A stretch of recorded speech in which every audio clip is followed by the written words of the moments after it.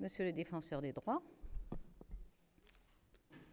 j'aurais dû commencer en fait par vous, Madame la Présidente de l'Union syndicale des magistrats, Monsieur le défenseur des droits, Monsieur le Président de la Commission des lois de l'Assemblée nationale, Madame la conseillère justice du Président de la République, Madame la conseillère justice du Premier ministre, Mesdames et Messieurs les membres du Conseil supérieur de la magistrature, merci, c'est très aimable, je crois que ça tiendra.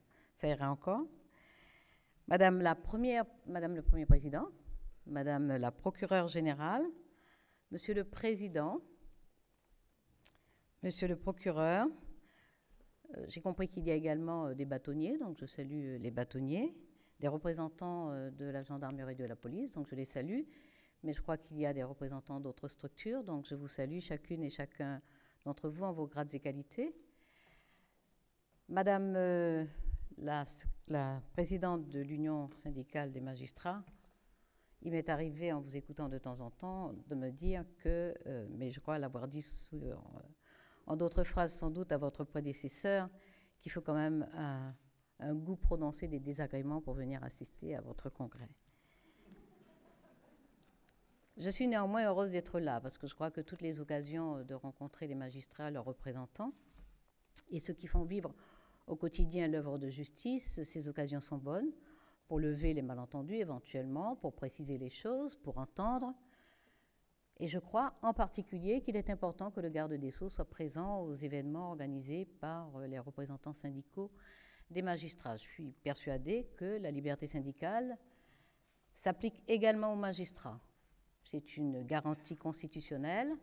Cette liberté n'allait pas de soi, elle n'était inscrite nulle part d'ailleurs. Et je crois que vous avez suivi les débats et vous savez que ça n'est pas une conviction partagée par tous, y compris au sein de la représentation nationale. Mais c'est parce qu'en 3 ans, j'ai suffisamment entendu les réticences sur le droit des magistrats à appartenir à des organisations syndicales, à s'exprimer au nom de ces organisations syndicales, à ce que ces organisations syndicales s'expriment au nom des magistrats. C'est parce que j'ai entendu des préjugés profondément ancrés sur le syndicalisme excessif des magistrats, sur leur corporatisme indestructible, sur les baronnies qu'ils constituent dans certains ressorts. C'est pour avoir entendu toutes ces déclarations durant 3 ans que j'ai été convaincue qu'il fallait impérativement inscrire dans la loi, et pas n'importe laquelle, dans l'ordonnance statutaire des magistrats, la liberté syndicale. C'est fait depuis 24 heures et ça n'a pas été fait sans opposition puisqu'il y a eu des débats autour d'un amendement de suppression de cette disposition. C'est vous dire que je suis persuadée qu'une rencontre comme celle d'aujourd'hui est absolument utile, même s'il y a évidemment une part de l'exercice qui est convenue. Je prendrai mes responsabilités en expliquant ce que fait ce gouvernement depuis 3 ans. Je prendrai les choses un peu dans le désordre par rapport à la présentation que vous en avez faite. Je veux commencer, après avoir rappelé donc que ce gouvernement aura inscrit la liberté syndicale des magistrats dans la loi, et pas n'importe laquelle, je répète, la loi organique. Je veux poursuivre sur un sujet extrêmement important, même si vous l'avez abordé assez tardivement dans votre intervention et à 2 reprises différentes. Je vais le regrouper. Il s'agit de la concertation. Je suis également persuadée que la concertation est nécessaire et que vous nous fassiez le procès de manquer de concertation sur 3 ans, cela me paraît relativement excessif. Qu'il n'y ait pas, et je l'assume, je vous l'ai dit effectivement à la chancellerie, qu'il n'y ait pas nécessité systématiquement sur toute décision de la chancellerie de consulter, cela reviendrait à ce que vous refusez vous-même, la cogestion du ministère de la Justice. Chacun à sa place et chacun à son niveau de responsabilité, et chacun répondant de ses responsabilités, répondant devant vous, pour vous, les magistrats qui vous font confiance, pour moi, garde des Sceaux au nom de l'exécutif, en répondant devant le Parlement et devant la totalité de la société. Répondre de décisions vous conduit à devoir assumer de les prendre. Mais sur les textes qui de toute façon auront à être mis en œuvre par les magistrats, vous êtes consultés. Alors moi, je suis absolument persuadée, je l'ai dit à haute voix, je l'ai dit à plusieurs reprises à haute voix, je le redis ici à l'occasion de votre congrès, la concertation est indispensable. Elle est indispensable parce que, et je crois l'avoir démontré très fortement, en prenant parfois, souvent, le temps nécessaire, un temps long nécessaire pour cette concertation, elle est indispensable parce qu'elle est utile, parce qu'elle est fructueuse, parce qu'elle fait remonter des précisions, des analyses, des suggestions, des propositions qui sont indispensables et qui parfois ne sont pas présentes dans des consultations qui peuvent se faire chez éventuellement des hommes de l'art, des femmes et des hommes de l'art. Je vais rappeler quand même quelques exemples de concertations flagrantes et d'une consultation plus large que vous n'en ayez jamais connue, ou en tout cas que vous n'en ayez connue depuis plusieurs années. Et je pense notamment à J21, mais j'y reviendrai tout à l'heure. La concertation me paraît donc nécessaire, indispensable, elle est fructueuse. Elle se fait, vous avez reproché que deux concertations aient eu lieu sur la durée d'1 heure. Nous pouvons éventuellement envisager que sur chaque texte de loi, nous passions 2 heures avec 2 jours, pardon, avec chaque organisation syndicale. Je ne suis pas sûre que ce soit la méthode la plus efficace pour travailler. Pour ce qui concerne, par exemple, l'ordonnance de 1945, c'est un texte sur lequel nous travaillons depuis maintenant pratiquement 18 mois. Et le premier cycle de concertation, nous l'avions eu, d'une part avec le cabinet de l'administration, d'autre part avec moi-même, à la chancellerie. Il y a eu un deuxième cycle de concertation à laquelle vous avez participé. C'est un texte qui est encore en consolidation. Et lorsqu'il sera consolidé, vous serez à nouveau consulté. Le premier cycle de concertation a porté sur tous les sujets concernant ce texte, sur tous les sujets. Et vous avez fourni, en plus de ces échanges à la chancellerie, vous avez fourni des contributions qui nous ont permis de savoir de façon stabilisée ce que vous pensiez d'un certain nombre de sujets très importants sur l'ordonnance de 1945, tels que l'instauration ou non d'un âge pénal, tels que l'instauration ou non d'une césure, telles que l'instauration, les conditions dans lesquelles il s'agit du tribunal d'enfants ou du juge des enfants, telles que la question essentielle du juge qui instruit et du juge qui juge. Vous avez fourni une contribution écrite en plus des échanges que nous avons eus. Donc lorsque ce texte sera consolidé, la concertation reprendra sur ce texte. Concernant le projet de loi sur la procédure pénale, ce projet de loi, lui aussi, n'est pas encore écrit. Les grandes orientations sont fixées, le matériau est disponible, mais je vous rappelle que la concertation, là aussi, elle a commencé.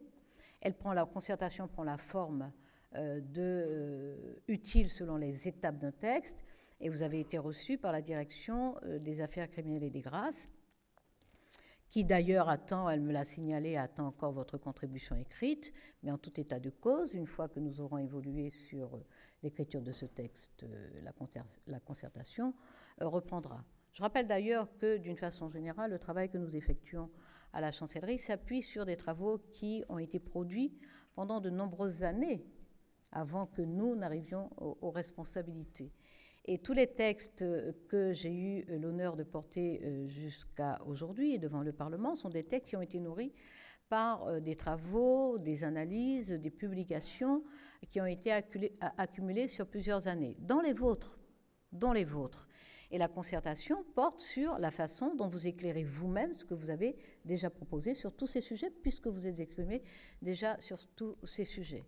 Concernant l'aide juridictionnelle, sur l'aide juridictionnelle, je rappelle simplement que l'aide juridictionnelle a été conçue et prévue pour assurer un accès au droit et à la justice à des personnes de revenus modestes, puisque le niveau de ce revenu était de 941 €. Nous avons décidé de relever ce niveau de revenu à 1 000 € et nous avons décidé également de relever la valeur de l'unité de valeur qui n'avait pas bougé depuis 2007. Simplement depuis 2002. Et je rappelle quand même que le budget de l'aide juridictionnelle, puisque je sais que, en vous entendant qu'il y a des bâtonniers et des avocats dans la salle, que le budget de l'aide juridictionnelle n'a cessé d'augmenter depuis que nous sommes aux responsabilités. Je rappelle quelques chiffres simplement. En 2010 ou 2011, le budget de l'aide juridictionnelle était de 275 millions d'euros. Il est pour cette année à 400 millions d'euros. Ce budget donc augmente et nous tenons compte, lorsque nous-mêmes nous introduisons un droit nouveau, ce qui a été le cas pour l'audition libre, nous tenons compte de l'élargissement du périmètre des droits et nous affectons les crédits nécessaires pour abonder ce budget de l'aide juridictionnelle. Par ailleurs, pour éliminer une entrave à l'accès aux juges, nous avons supprimé la taxe de 35 €. Et bien entendu, en supprimant cette taxe de 35 €, nous avons compensé, en abondant le budget de l'aide juridictionnelle, nous avons compensé la perte de ressources puisque cette taxe rapportait 60 millions d'euros. Donc ce gouvernement a compensé en comblant les 60 millions d'euros induits par la suppression de cette taxe. Depuis le début de ce quinquennat, j'ai pris langue avec les instances nationales représentatives des avocats pour leur proposer que nous travaillions ensemble sur la réforme de l'aide juridictionnelle. Pour la raison toute simple que depuis plus d'une dizaine d'années, une demi-douzaine de rapports indiquaient de façon convergente, avec des alertes fortes, que le système de l'aide juridictionnelle était à bout de souffle et qui finirait par s'effondrer. Et que pendant cette dizaine d'années, aucun garde des Sceaux n'a pris en main la réforme du système de l'aide juridictionnelle. Ce gouvernement a fait le choix du courage politique et donc d'engager les réformes difficiles, périlleuses, en termes d'insatisfaction des uns et des autres, mais de le faire pour l'intérêt général et pour l'intérêt de la société. C'est donc depuis 2012 que nous avons engagé cette réforme avec les représentants des avocats. Cette réforme vise à préserver, à sauver le système de l'aide juridictionnelle, dont les lignes d'organisation sont très précisément inscrites dans la loi du 9 juillet 1991. Il y a donc l'aide juridictionnelle et ce budget qui est abondé chaque année, et puis il y a cette volonté politique de préserver ce qui peut être une grande politique nationale de solidarité, ce système de l'aide juridictionnelle, pour ne pas avoir à constater dans quelques années que, comme nos prédécesseurs, nous n'aurons pas fait l'effort de le sauver et qu'il s'effondrera sous nos yeux. C'est cette réforme que nous essayons de faire depuis 3 ans.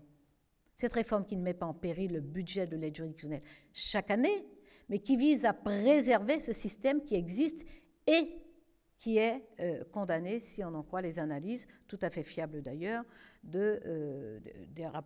contenues dans les rapports qui nous ont été remis. Alors bien entendu que la magistrature est concernée par l'aide juridictionnelle, et singulièrement les juridictions en tant que telles, puisque nous avons des bureaux d'aide juridictionnelle, que nous avons analysé ce qui se passait dans nos bureaux d'aide juridictionnelle. Parce que cette réforme, elle doit être complète. Elle doit concerner évidemment le plafond de ressources pour permettre au plus grand nombre de nos concitoyens qui n'ont pas les moyens d'accéder à la justice d'y accéder, d'où le sens du relèvement de ce plafond à 1 000 € qui permet à plus de 100 000 personnes d'entrer dans le système à 100%. Il est normal que l'on rétribue correctement les avocats, même si cette rétribution n'atteindra jamais les honoraires libres qu'ils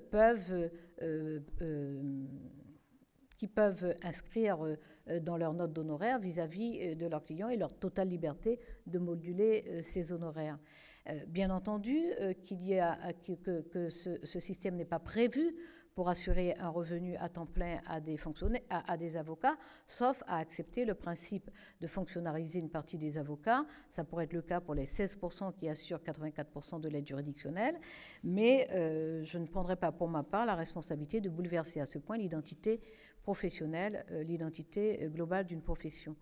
Mais cette réforme, pour qu'elle soit efficace, il faut qu'elle concerne tous les aspects, y compris l'aspect judiciaire, y compris le traitement judiciaire, l'instruction, notamment des bureaux d'aide juridictionnelle. C'est pour ça que nous avons introduit une réforme et notamment que nous travaillons à la possibilité pour les bureaux d'aide juridictionnelle d'accéder directement aux informations sociales et fiscales qui leur permettront de gagner du temps, parce que les accusations qui portent sur les juridictions concernant les délais d'instruction de ces dossiers sont des accusations qui sont fondées objectivement en termes de temps et de délai. Sauf qu'il est possible de les réduire si nous donnons au bureau les moyens d'accélérer, donc de réduire les délais. Vous avez parlé, pas très longtemps, mais je veux m'appesantir un peu dessus, sur l'indépendance de la justice. Pas très longtemps, nous faisons d'ailleurs en passant parfois quelques reproches infondés. Pas très longtemps sans doute, parce que quand même depuis 3 ans, l'indépendance de la justice est un principe d'abord affirmé et réaffirmé, ce qui ne va pas de soi, et des initiatives ont été prises pour assurer et garantir cette indépendance de la justice. Je pense pour ma part profondément que dans une démocratie, la justice, la magistrature doit avoir les moyens objectifs de son indépendance et les magistrats doivent assurer les conditions subjectives de leur indépendance. Les moyens objectifs de leur indépendance, c'est-à-dire la suppression de tous les mécanismes qui permettent d'assurer des pressions sur les magistrats. L'indépendance de la magistrature est garantie constitutionnellement, elle l'est sans ambiguïté pour les magistrats du siège. Pour les magistrats du ministère public, elle ne l'est que partiellement. Ce gouvernement a souhaité apporter des garanties d'indépendance constitutionnelle aux magistrats du ministère public. Et c'est dès la première année de ce quinquennat que nous avons élaboré un projet de loi constitutionnel qui aurait permis, d'une part, d'assurer, de contraindre au respect de l'avis conforme du Conseil supérieur de la magistrature pour la nomination des magistrats du parquet et d'aligner le régime disciplinaire des magistrats du parquet sur celui des magistrats du siège. Ce n'est pas à vous que je rappellerai qu'une réforme constitutionnelle appelle 3/5 des voix. 3/5 des voix du Parlement, c'est-à-dire une mobilisation également de l'opposition. Ce texte de loi n'est pas passé seulement au Conseil des ministres, il a été soumis aux chambres, il a été examiné par l'Assemblée nationale qui lui a accordé une majorité, pas des 3/5, mais une majorité parce qu'à l'Assemblée nationale, ce gouvernement peut s'appuyer sur une majorité.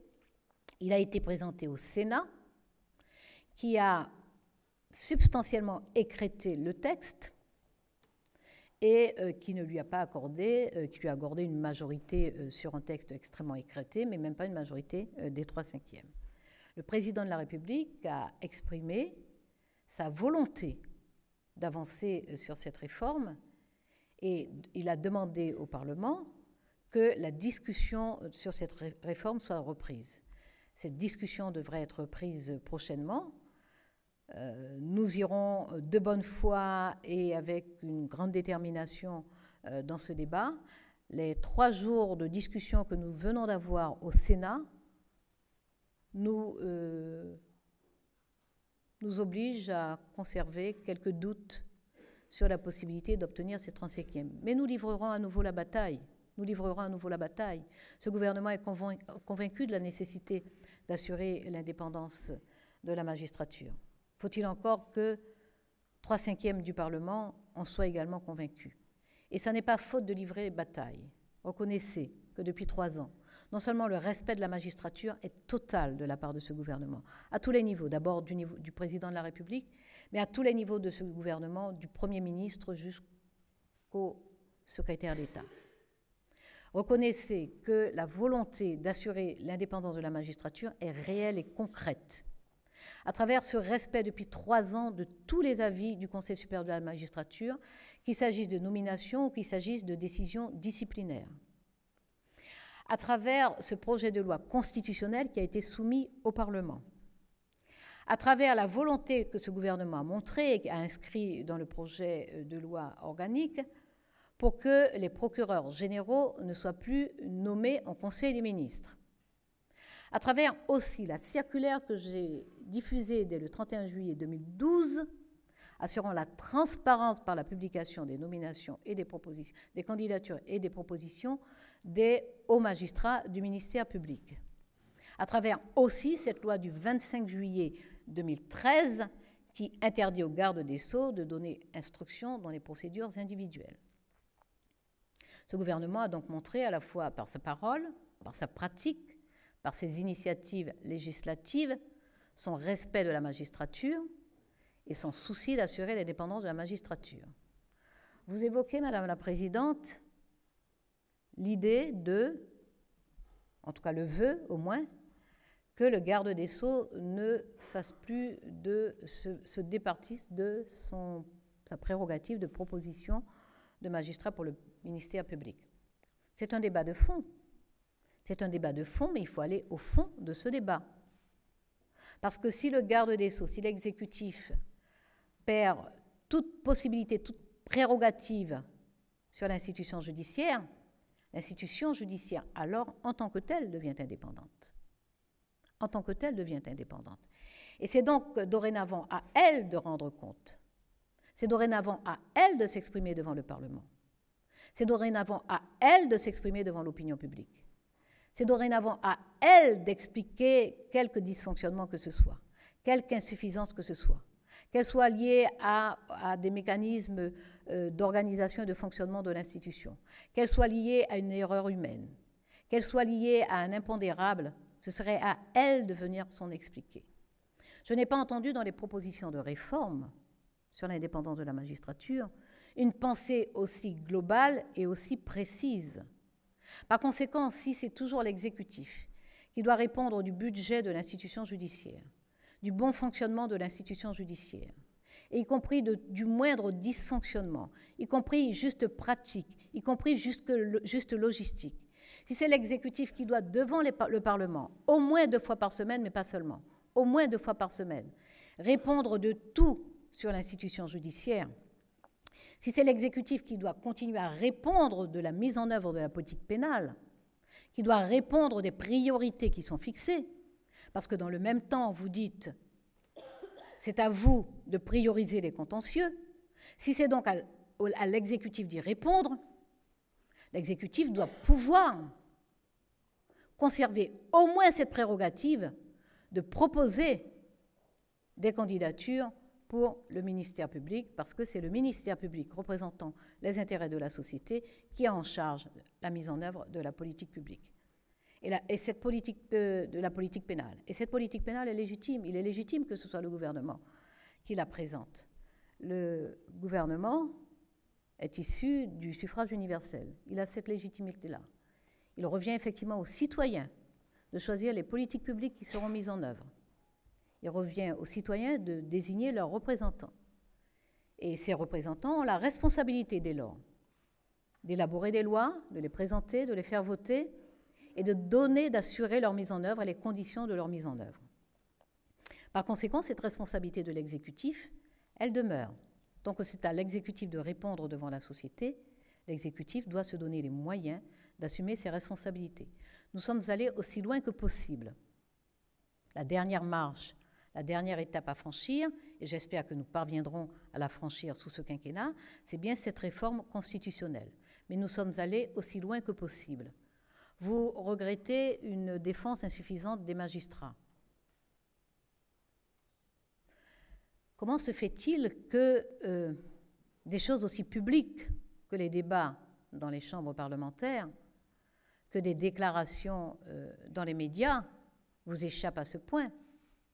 Comment se fait-il que depuis 3 ans, pas une parole de l'exécutif n'ait mis en cause les magistrats, y compris quand d'autres venaient les mettre en cause, y compris quand d'autres régulièrement, avec une constance qui ne faillit pas les mettre en cause à l'Assemblée nationale, au Sénat, sur les plateaux de télévision.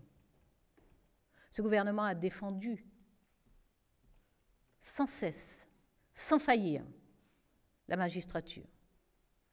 Sans cesse et sans faillir. Y compris lorsque les campagnes de diffamation, de discrédit, de critique étaient et sont encore d'une extrême violence. Et le meilleur moyen de vous défendre, en plus de riposter à chacun, en plus de répondre, en plus d'argumenter chaque fois que lors d'un débat parlementaire, l'opposition brandit le syndicalisme excessif des magistrats, leur corporatisme sans limite, les baronnies qu'ils constituent dans les ressorts, et que les représentants de ce gouvernement défendent la magistrature. Quel dommage que vous n'entendiez pas cela. Mais je vous sais quand même suffisamment réceptif, et je sais que vous n'avez pas la mémoire courte. Et que toutes ces déclarations qui montrent l'incapacité pour certains à respecter la magistrature, non seulement à admettre l'indépendance de la magistrature, mais même simplement à la respecter. Nous les remercierions presque de faire ces piqûres de rappel, de rappeler comment ils ont traité la magistrature sous le précédent quinquennat, sans limite, dans les critiques, dans les mises en cause, dans l'irrespect, sans limite. dans l'acte qui consiste à jeter en pâture le nom de magistrats ou de fonctionnaires. Sans limite, nous l'avons vu récemment encore, dans les insultes. Donc oui, la magistrature doit être respectée et ce gouvernement la respecte. Oui, la magistrature doit pouvoir exercer en sérénité, dans une démocratie, en impartialité, pour assurer, conquérir, conserver la confiance des citoyens dans l'institution judiciaire. Oui, la magistrature doit être respectée. Oui, les décisions de justice doivent être respectées, acceptées. Nous avons des procédures dans ce système démocratique qui permettent de contester une décision de justice. Les décisions de justice ne doivent pas être mises en cause sur la place publique. Mais aurait-on oublié? Aurait-on oublié? Cela ne veut pas dire que l'institution judiciaire est au-dessus de toute critique. Il serait malsain pour une démocratie qu'une institution, une instance, échappe à toute critique. Elle peut faire l'objet d'analyses et de critiques par des universitaires, par exemple. Elle peut faire l'objet d'analyses et de critiques, y compris par les justiciables.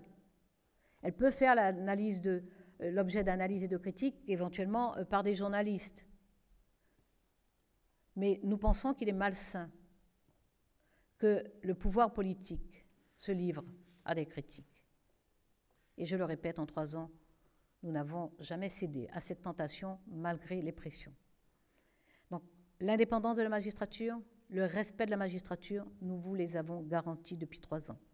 Le souci de mieux faire fonctionner l'institution judiciaire, de lui reconnaître ses besoins et d'y apporter les meilleures réponses. Nous avons fait au mieux aussi depuis 3 ans. Dois-je vous rappeler qu'en 2012, le budget du ministère de la Justice était de 7 386 millions d'euros. Il a franchi cette année la barre des 8 milliards d'euros, 8 milliards 45 millions d'euros.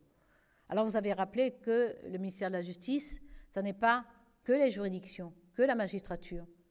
C'est aussi la protection judiciaire de la jeunesse et l'administration pénitentiaire.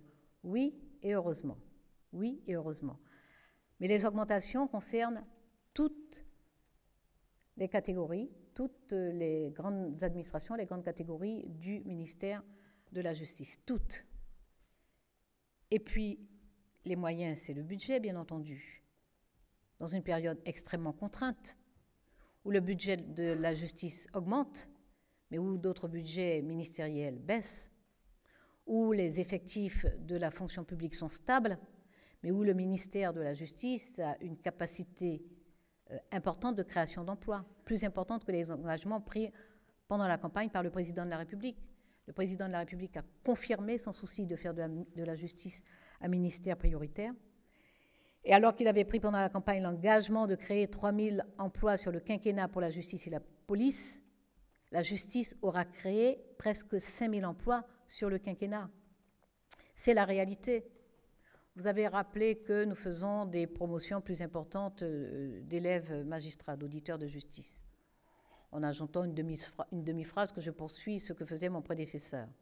Je vais vous inviter à regarder quand même à nouveau les effectifs de magistrats sur le précédent quinquennat. Vous allez peut-être trouver une année, en effet, où la promotion a atteint 300 élèves magistrats. Vous allez peut-être trouver une année. J'ai en tête 200 quelque chose, mais il est possible qu'il y ait une année à 300. Enfin, la moyenne, c'était plutôt du 135-140. Et c'était une politique malthusienne qui était liée à la RGPP, la Révision générale des politiques publiques. Et alors que le gouvernement précédent savait parfaitement qu'il y aurait sur le prochain quinquennat 1400 départs à la retraite, donc la nécessité, ne serait-ce qu'en termes de remplacement, de prévoir 300 remplacements par année, il a fait des promotions extrêmement modestes, je viens de dire malthusiennes, d'environ 135-140 élèves magistrats par année.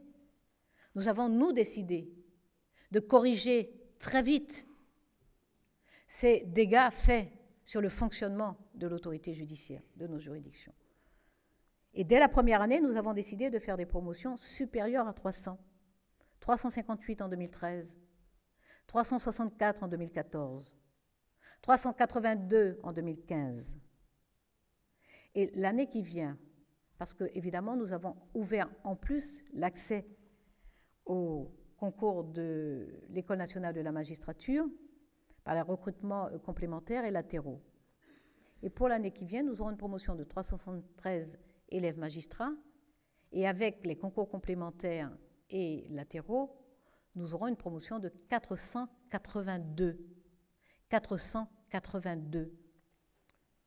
C'est juste sans précédent. Au point que nous avons dû affecter une dotation budgétaire supplémentaire à l'École nationale de la magistrature, ainsi que des effectifs supplémentaires. 482, et d'ailleurs le président de la République vous a dit la semaine dernière qu'il assisterait à la prestation de serment de cette promotion. Alors cette année, nous avons commencé à être récompensés parce que ce n'est pas à vous que je rappellerai qu'il faut 31 mois pour former un magistrat. Nous avons commencé à être récompensés puisque nous avons un solde positif de 49. C'est-à-dire que dans notre 3e année d'exercice, nous avons inversé la tendance du plus grand nombre de départs des juridictions par une autre tendance, un nombre d'arrivées supérieur au nombre de départs. 49 cette année, c'est modeste. Et je viens de vous indiquer les efforts qu'il a fallu faire pendant 3 ans pour atteindre ce résultat modeste. L'année prochaine, ce sera une centaine pour le solde positif, c'est-à-dire une centaine d'arrivées supérieures au nombre de départs. Alors, vous avez évoqué les postes vacants. Oui, il y a des postes vacants. Et ces postes vacants sont liés au courage politique que nous avons, parce que nous aurions pu, faisant ces promotions importantes, faire en sorte que ne se voient que les promotions importantes.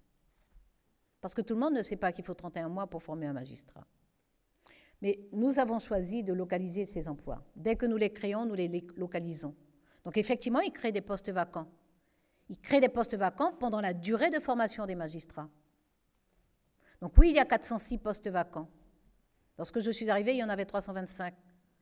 Sauf que si nous n'avions rien fait, nous en serions probablement au double aujourd'hui. Mais comme nous avons choisi la transparence et l'honnêteté, nous localisons immédiatement les emplois que nous créons, tout en sachant que les personnes arriveront sur ces postes dans 31 mois. Et c'est bien pour ça que j'ai tenu à offrir des places supplémentaires dans les concours complémentaires et les concours latéraux. Donc oui, il y a ces postes vacants, mais ils sont appelés à être comblés. Vous avez évoqué la question des détachements, en disant que c'était une suspicion. C'est quand même extraordinaire, parce que je crois avoir eu l'occasion au moins une demi-douzaine de fois de dire ce que je pensais des détachements et des mises à disposition. Mais je vais vous le redire très vite. Lorsque je suis arrivée et que j'ai été confrontée au poste vacant, parce que c'est une des premières revendications que vous portez, et à bon droit, parce que les postes vacants aboutissent à ce que la charge de travail se répartisse sur les magistrats qui sont en juridiction. Et lorsque, parmi vos premières revendications, il y a eu la question, la nécessité de combler les postes vacants, ma volonté a été de vouloir y satisfaire. Et on y satisfait comment? On n'invente pas les magistrats, on les forme. Donc lorsqu'on fait une promotion de 358 la première année, il faut le temps de l'arrivée de ces magistrats. Donc soit je vous disais, écoutez, on attend tranquillement, dans 3 ans on en reparle. Non, oui, dans 3 ans on en reparle, parce que nous allons continuer l'effort des promotions importantes. Mais qu'est-ce que nous faisons dans l'immédiat? Mais dans l'immédiat, effectivement, une des idées que j'ai eues, ça a été de regarder où on était, dans la mesure où j'ai eu connaissance que nous avions pratiquement autant de magistrats mis à disposition ou en détachement que de postes vacants. Ne serait-ce qu'arithmétiquement, la tentation est déjà grande. Et l'ignorer serait, à mon avis, un défaut.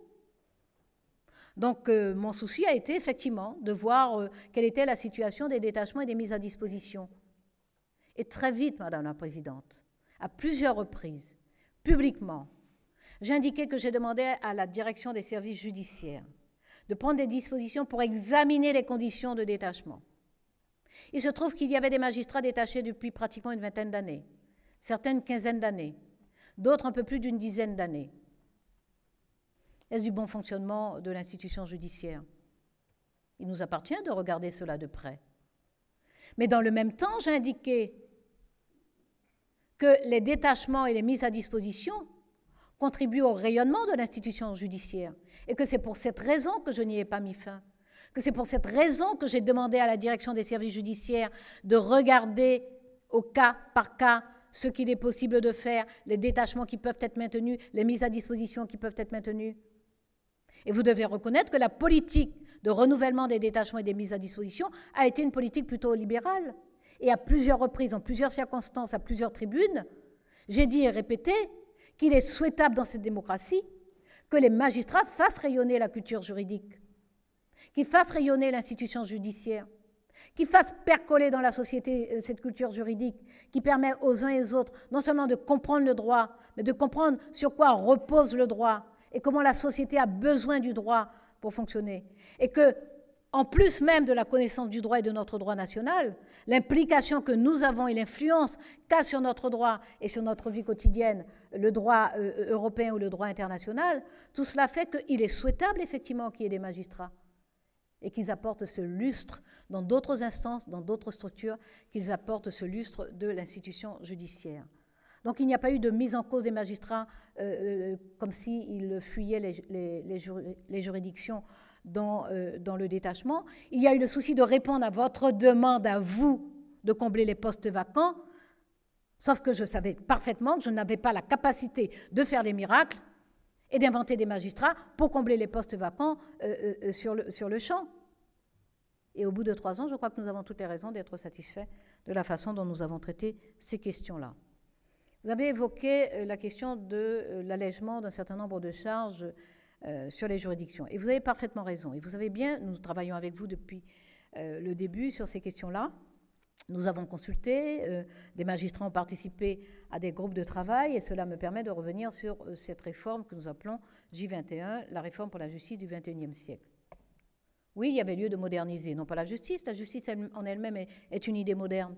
L'institution judiciaire elle-même est une structure moderne.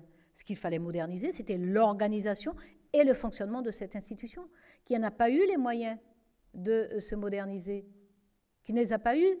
Vous parlez des équipements technologiques, des équipements informatiques, en trouvant qu'ils sont insuffisants, qu'ils sont obsolètes, qu'ils ont tous les défauts de la Terre. Sauf que déjà, ils n'existaient pas. Je ne sais pas s'il y a beaucoup d'institutions, et il n'y en a pas 2 qui ont le rôle de l'institution judiciaire. L'institution judiciaire, c'est vraiment l'épine dorsale de la démocratie. C'est la charpente même de l'état de droit. Donc il n'y en a pas 2 qui aient les mêmes missions et la même vocation dans la démocratie. Et je ne suis pas sûre qu'on trouve une deuxième institution quelconque qui soit à ce point en retard en termes d'équipement technologique, en termes d'équipement informatique. Par conséquent, oui, sans doute que les équipements qui ont été mis en place ont eu des défauts. Je sais qu'ils ont eu des défauts, j'en ai été informée puisque j'ai voulu effectivement ce plan du ministère public que nous avons travaillé avec vous et avec d'autres représentants. Et puis nous avons été interpellés parce que, à bon droit, les services chargés du contrôle de la sécurité des équipements informatiques nous ont fait savoir qu'il fallait relever le niveau de sécurité de ces équipements. Donc oui, il y a eu ces tracas techniques, mais au moins il y a eu des tracas techniques sur une réalité technique. Il n'y avait pas de tracas techniques avant puisqu'il n'y avait pas cette réalité technique. Donc notre souci, c'est effectivement de faire en sorte que vous ayez les moyens d'assumer les responsabilités, les charges qui vous incombent, les contraintes qui pèsent sur vous, vos contraintes de permanence, vos contraintes de mobilité. Il faut que vous ayez les moyens de les assumer. Donc notre souci était effectivement de vous apporter des équipements. Donc oui, je me suis retrouvée, à mon grand étonnement moi-même, à régler des questions d'attribution de téléphones portables, de tablettes, d'ordinateurs portables, à mon grand étonnement. Donc nous allons faire les choses au mieux. Nous avons expérimenté. Nous avons décidé de généraliser et de mettre à disposition 4000 équipements cette année. Nous avons expérimenté. Moi-même, je me suis déplacée en juridiction. J'ai entendu les magistrats du parquet et les magistrats du siège me dire les griefs qu'ils avaient sur certains équipements, certains disant qu'ils préfèrent la tablette, d'autres disant qu'ils préfèrent l'ordinateur portable, certains disant qu'il faut améliorer tel applicatif informatique, etc. Mais enfin, nous avons fait une expérimentation qui a mis à disposition des équipements électroniques avec des banques de données juridiques les plus avancées, les plus élaborées, avec toute une série de fichiers, avec une base documentaire importante, avec des logiciels nouveaux. Tout ça s'améliore et se perfectionne sur la base des évaluations effectuées. Mais voilà, nous avons évité, nous refusons la brutalité. Nous refusons la brutalité, nous refusons de vous faire essuyer les plâtres de toute innovation. Donc nous veillons, chaque fois qu'il y a une innovation, nous veillons à ce qu'elle soit expérimentée, qu'elle soit évaluée avant d'être généralisée. Oui, c'est la méthode que nous avons choisie. C'est la méthode que nous avons choisie. Et c'est celle que nous avons mise en œuvre pour le service d'accueil unique du justiciable. Vous avez eu un moment de dérision sur ce que j'ai annoncé concernant ce service d'accueil unique du justiciable qui permettra en n'importe quel point du territoire à un justiciable d'accéder à l'institution judiciaire. Oui, c'est l'ambition.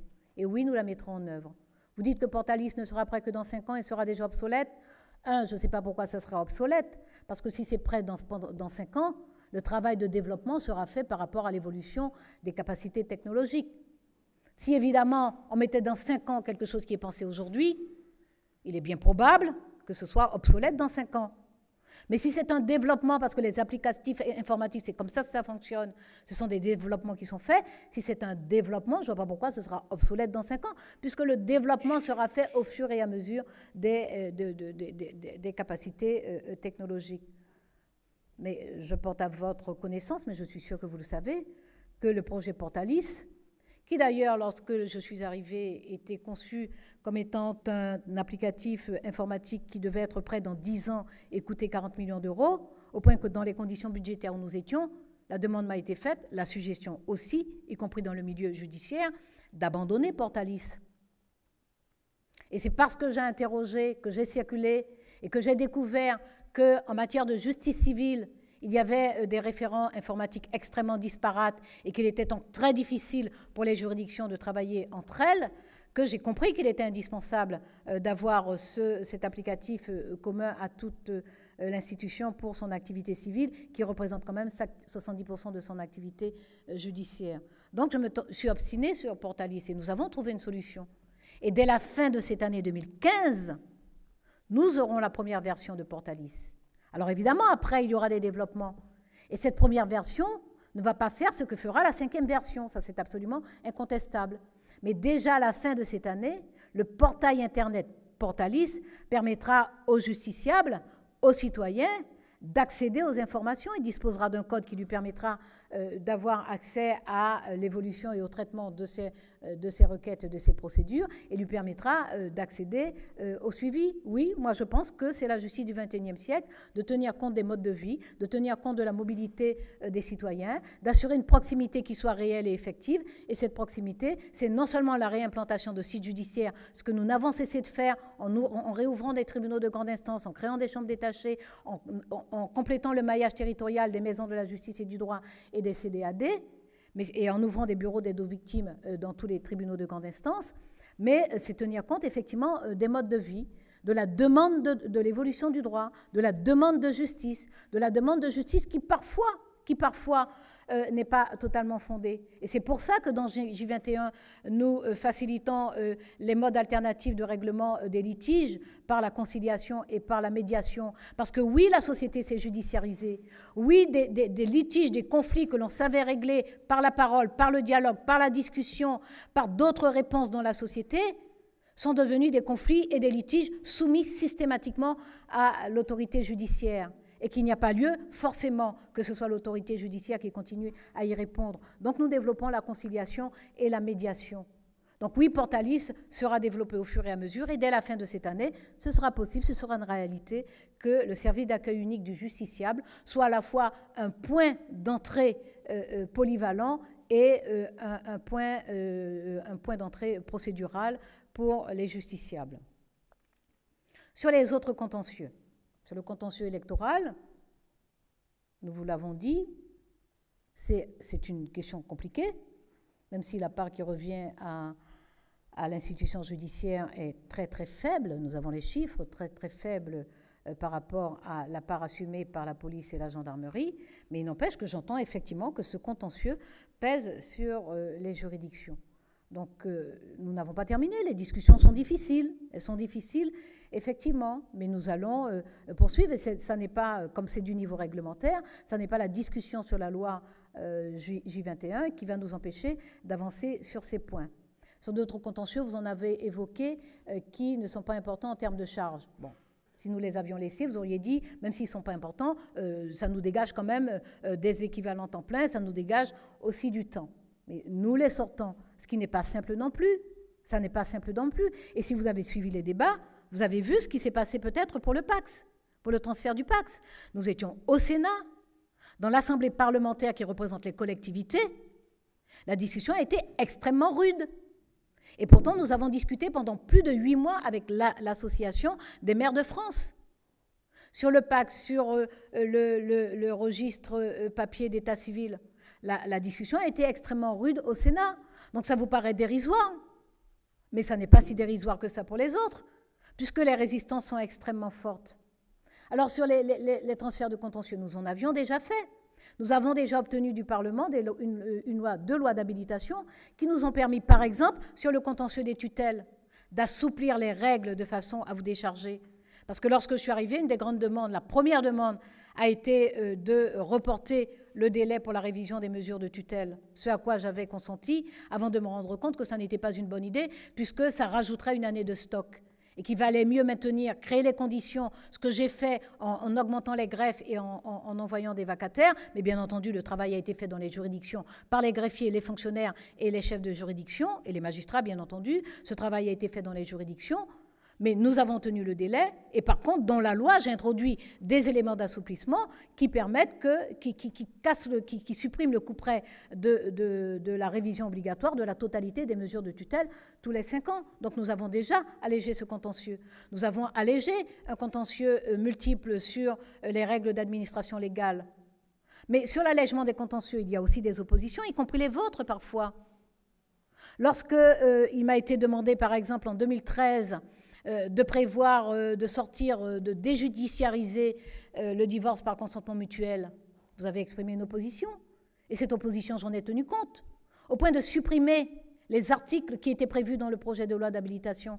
C'est moi qui ai pris d'autorité la décision de supprimer ces articles, donc de ne pas les soumettre au Parlement, de ne pas demander au Parlement l'autorisation, l'habilitation pour nous permettre de déjudiciariser ce contentieux, parce que j'ai tenu compte de vos observations. Et depuis même d'ailleurs, je m'interdis de parler de déjudiciarisation, parce que je pense que dans la société, il faut la sécurité de l'accès aux juges. Et que autant il est important de promouvoir les modes alternatifs de règlement des conflits par conciliation et médiation, autant il faut que le citoyen ait la sécurité de l'intervention du juge si cette intervention est nécessaire. Donc voilà, il y a des oppositions, il y a constamment des discussions sur les transferts de contentieux, que ce soit du judiciaire vers l'administratif ou de l'administratif vers le judiciaire ou du judiciaire vers l'économique, il y a constamment des discussions sur les contentieux. Mais moi j'entends les oppositions et je les écoute avec attention.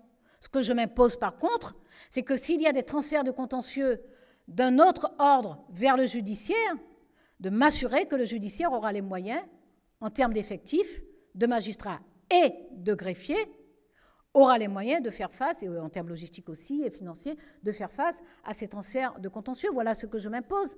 Mais je constate depuis 3 ans que la question des transferts de contentieux ou des modifications de contentieux ou des modifications de procédures sont des questions extrêmement difficiles qui soulèvent parfois des oppositions extrêmement rudes.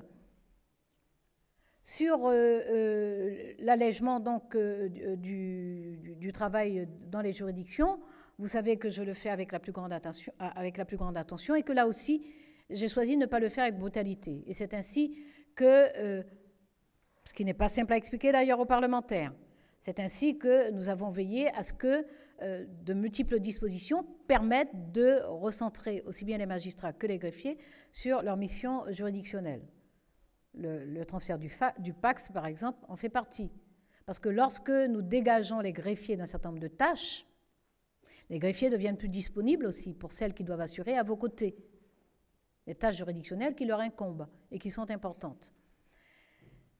Nous avons expérimenté donc ce que nous avons appelé le greffier assistant du magistrat.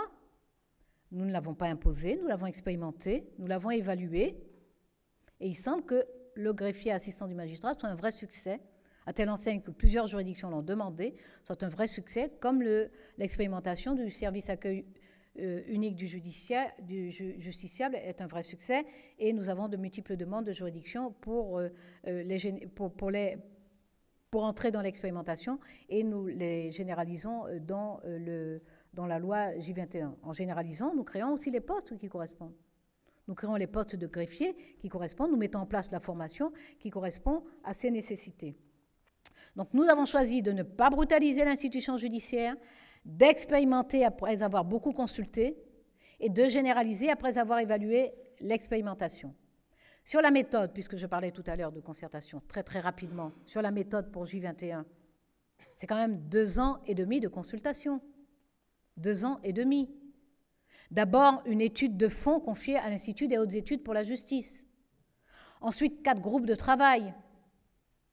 Ensuite, un débat national à l'UNESCO pendant 2 jours.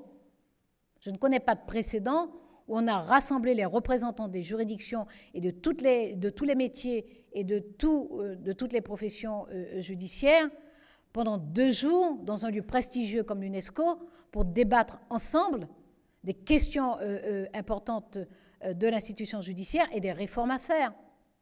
Le produit de ces 2 journées de débats qui ont été elles-mêmes nourris, les débats, nourris par les préconisations des rapports de très grande qualité.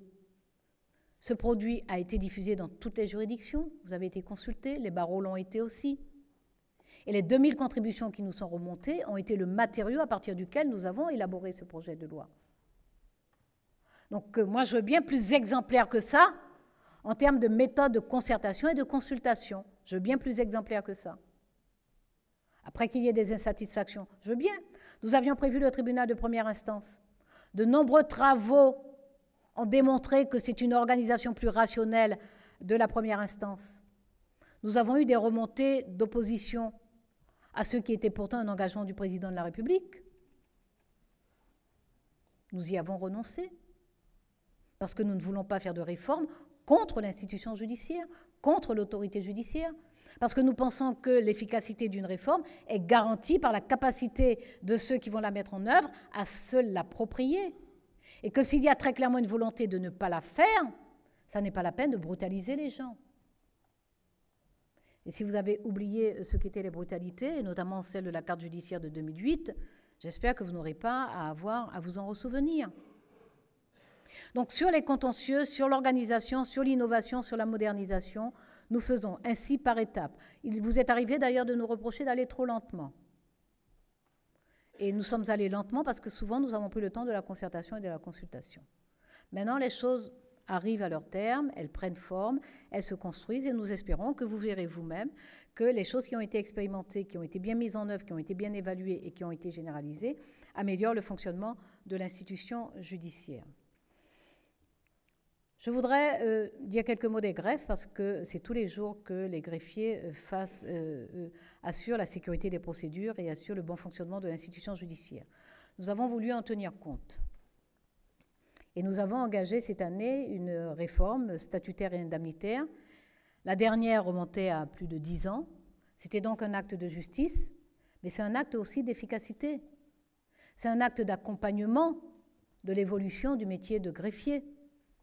Et les formations que nous mettons en place et que nous avons demandées également à l'École nationale de la magistrature contribuent à permettre aux greffiers d'entrer dans les nouvelles nécessités de leur métier.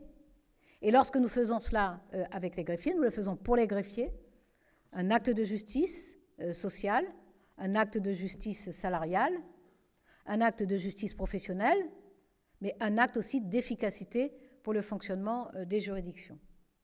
Sur le dialogue social et la souffrance au travail, vous savez que j'ai manifesté dès le début mon souci du dialogue social et que j'ai présidé, je continue à le faire, les comités techniques ministériels qui sont l'instant de dialogue social. Ce n'est pas moi qui vous le dirai puisque c'est vous qui me l'avez dit. Pendant 10 ans, les ministres ne participaient pas au comité technique ministériel. Depuis 3 ans, le ministre est revenu au comité technique ministériel et pas seulement, dans les autres instances également. Le dialogue social est un souci permanent et la lutte contre la souffrance au travail aussi une grande inquiétude. Vous savez que j'ai fait accélérer les travaux pour que nous puissions adopter le programme de lutte contre la souffrance au travail. Ce programme a été adopté d'ailleurs à l'unanimité au sein du comité technique ministériel. Le groupe de travail sur la souffrance au travail s'est réuni le 22 octobre, donc le mois dernier, Un questionnaire est en préparation.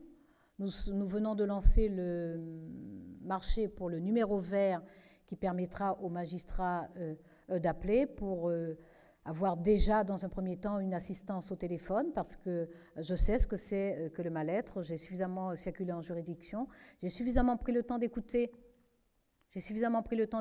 Dans le cadre de la préparation de J21, j'ai omis de vous dire que j'ai fait des déplacements en juridiction où en moyenne j'ai passé 5-6 heures dans une même juridiction et où j'ai demandé au chef de cour de structurer ces rencontres pour qu'elles soient utiles pour la préparation du projet de loi, mais de prévoir une marge de parole libre sur tout autre sujet.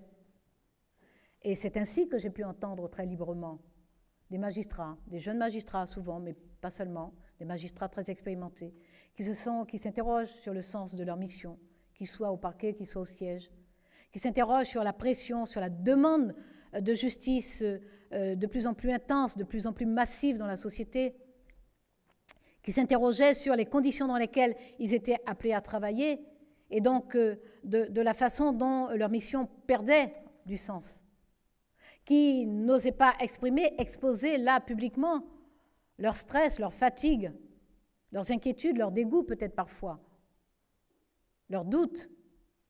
Mais tout cela transparaissait à travers leurs propos. Tout cela est évident. Et la société est dure. Elle est dure. Et pas seulement quand elle dit des paroles dures contre les magistrats. Elle est dure parce qu'elle est de plus en plus exigeante, parce que les gens sont de plus en plus désorientés, de plus en plus désemparés, et que c'est tellement plus simple d'attaquer les institutions, de les mettre en cause. C'est tellement plus simple de dire son désaccord, de dire son aversion contre une personne. C'est tellement plus simple. Donc je sais que c'est dur. Et les magistrats, les greffiers, sont dans la société. Et vous êtes exposés parce que vous prenez tous les jours des décisions difficiles, des décisions qui produisent du mécontentement. Donc cette situation de la souffrance au travail, du malaise au travail, je suis d'accord avec vous, Madame la Présidente, lorsque vous dites que lorsqu'il y a des suicides qui sont l'aboutissement de cette désespérance, même lorsque une lettre éventuellement fait état de difficultés personnelles, de difficultés intimes, de difficultés familiales, on ne peut pas exclure totalement les effets que peuvent avoir le cadre de travail, les conditions de travail, l'ambiance dans le lieu de travail, on ne peut pas l'exclure totalement. Donc nous avons le devoir de veiller à ce que les conditions soient les meilleures possibles dans le cadre de travail. Et nous y veillons, non seulement par tous ces sujets que je viens de traiter, mais aussi, puisque vous l'avez évoqué, par la nécessité de dégager, je parlais de recentrer magistrats et greffiers sur leur mission juridictionnelle, mais par la nécessité aussi de dégager les magistrats de toute une série de contraintes qui n'ont pas lieu d'être. Et vous avez omis de préciser que dans J21, il y a des dispositions pour éviter aux magistrats d'être présents dans de multiples commissions. Mais ça aussi, ça a été parfois des mois de discussion, y compris avec d'autres ministères, parce qu'il y avait des dispositions, soit législatives, soit réglementaires, qui conduisaient à la présence de la justice dans toute une série de structures.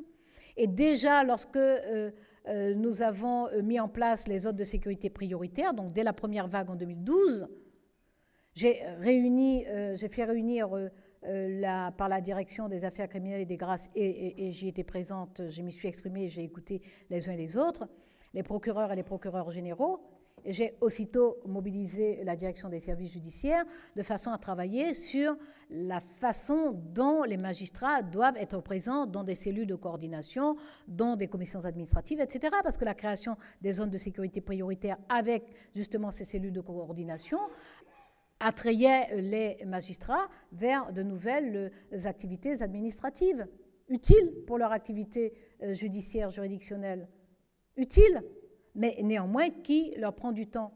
Donc ce sont des choses sur lesquelles nous travaillons, et nous y travaillons en vous consultant. Donc je pense, j'ai grand espoir que grâce justement aux éclairages que vous nous apportez, nous parvenions à améliorer les choses. Sur la transparence, pour finir, vous avez évoqué les retards de transparence et vous avez parfaitement raison. Alors, vous me faites un procès là encore en demandant si c'est moi qui veux avoir la main sur ceci ou sur cela. Je vais vous dire très, très sérieusement que moi je valide la transparence en une séance d'une demi-heure, 3/4 d'heure. Pas le temps de regarder la liste de ci, de ça, etc. Mais oui, c'est ma responsabilité de faire des propositions. C'est ma responsabilité de faire des propositions. Non seulement je ne vais pas m'en cacher, mais je ne vais surtout pas m'y soustraire. Il est vrai que la transparence a pris du retard à plusieurs reprises. Je le regrette profondément. Je l'assume parce que je suis garde des Sceaux et que je réponds de tout. Je réponds du moindre retard, je réponds de la moindre difficulté, je réponds du moindre malentendu, je réponds de la moindre lettre, y compris si à sa lecture je suis en total désaccord avec son contenu. J'en réponds, c'est cela la responsabilité. Donc oui, je réponds des retards de la transparence et je le regrette profondément parce que je pense qu'elle désorganise la vie des magistrats. Je pense qu'elle ne leur laisse pas le temps de s'organiser correctement, alors que les magistrats ont leur vie personnelle d'une part, ils ont leur vie de famille, ils ont besoin de certitude de façon à s'organiser en sérénité.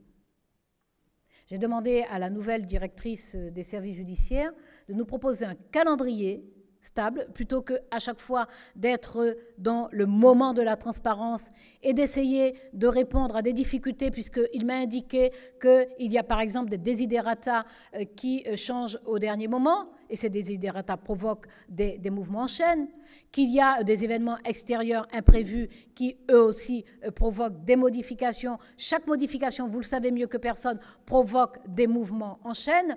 Donc, il m'a indiqué qu'il y a toutes ces difficultés qui font que la transparence a, de façon ponctuelle, à chaque fois, accumulé du retard. Mais il se trouve que ce retard est devenu régulier, que ça n'est pas supportable.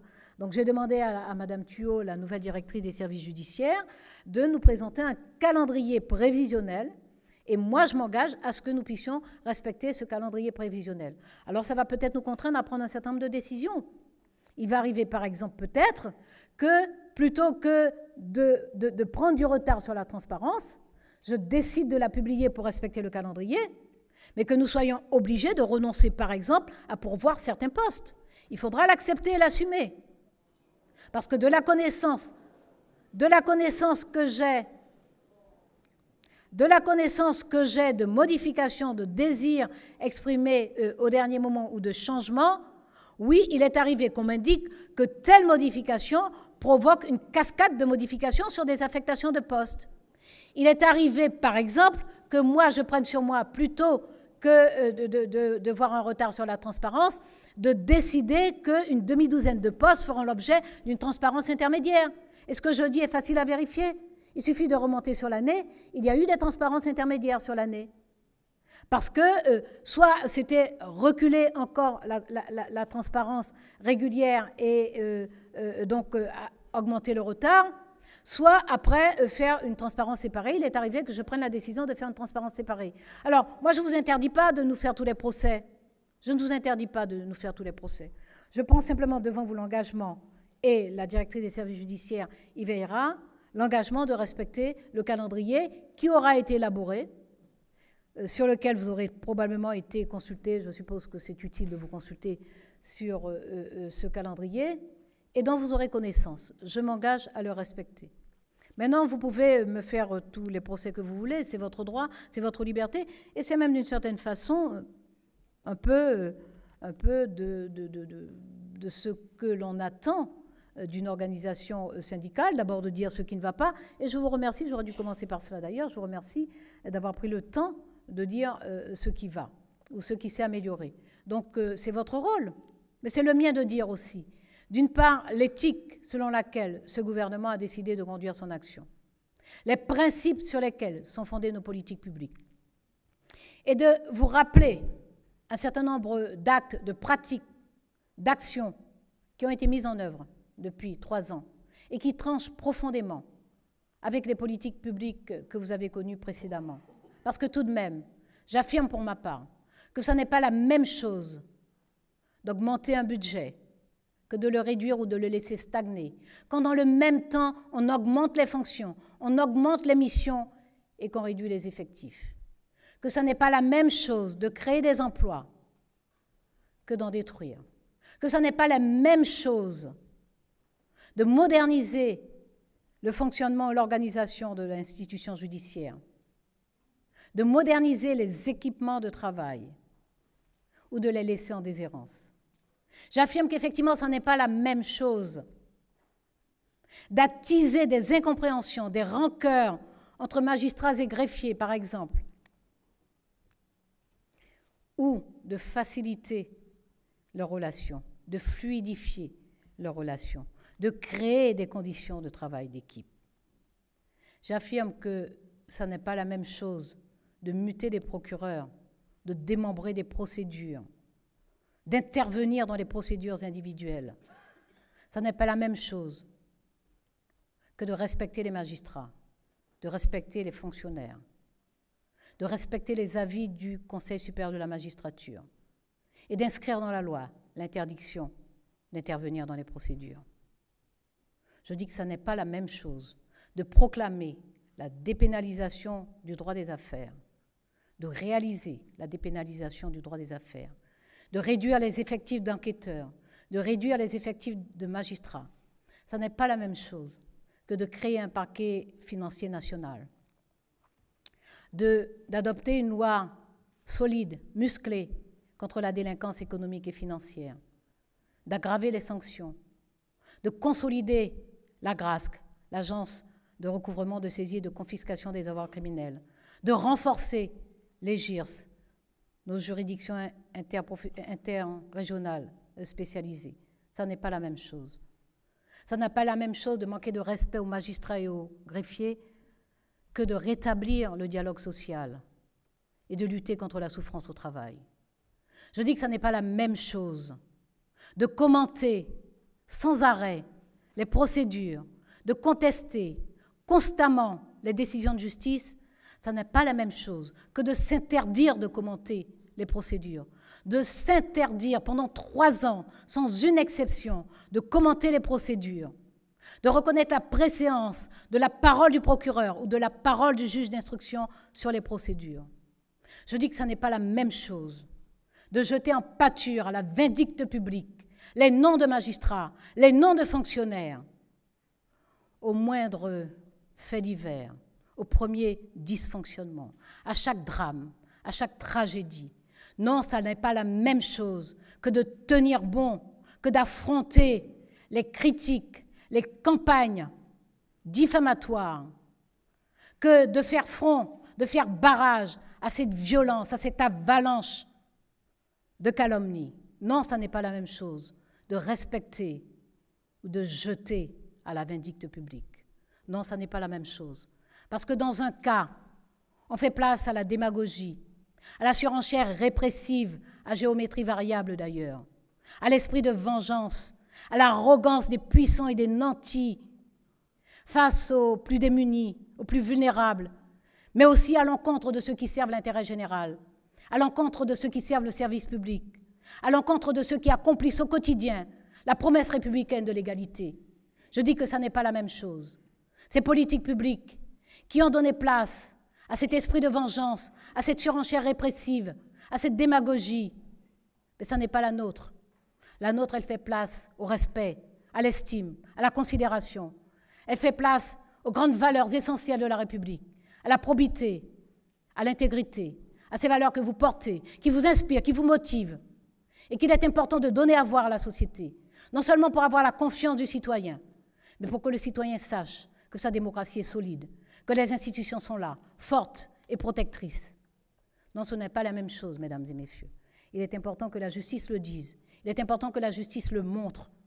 Sinon, la parole du philosophe n'aura plus de sens.